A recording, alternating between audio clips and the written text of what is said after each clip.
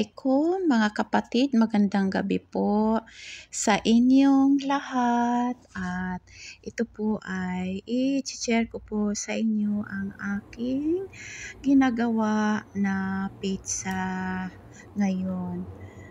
Kasi po ay ang aming dinner ngayon ay Pizza Hut. At ayan, ilalagay ko na po yung mga sangkap sa taas.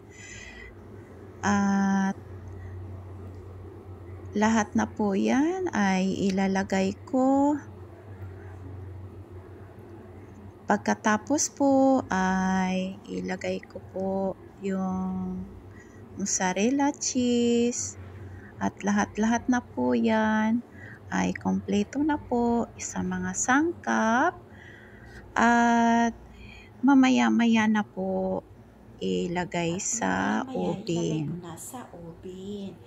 At ayan, diba, pag masipag ka, masarap yung makakain mo, diba? Kailangan po ay wag naman po tayong tamad-tamad sa pagluluto. Para po maganda yung kasi minsan po ay tinatamad din ako magluluto.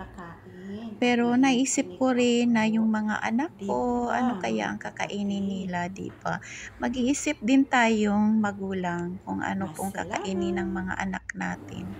Kasi puro lang po tayong bili sa labas ay kulang po yung mabibili. Kailangan po ay sobra-sobra para po hindi po bitin sa pagkain, di ba? At iniisip ko naman po ay magluluto na lang ako sa bahay.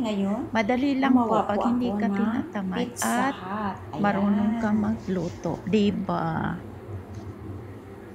At nandito naman po tayo sa bahay, kailangan po naman ay magluluto po tayo ng masasarap para po sa ating mga anak.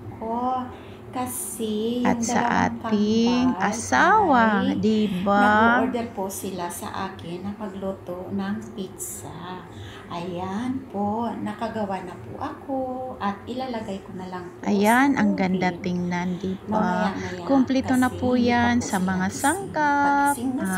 Lahat na po yan. Ilalagay sa oven. Nilagay at ilalagay ko mamaya sa oven. Ilagay ko para po pagising ng mga anak ko ay mainit, pa.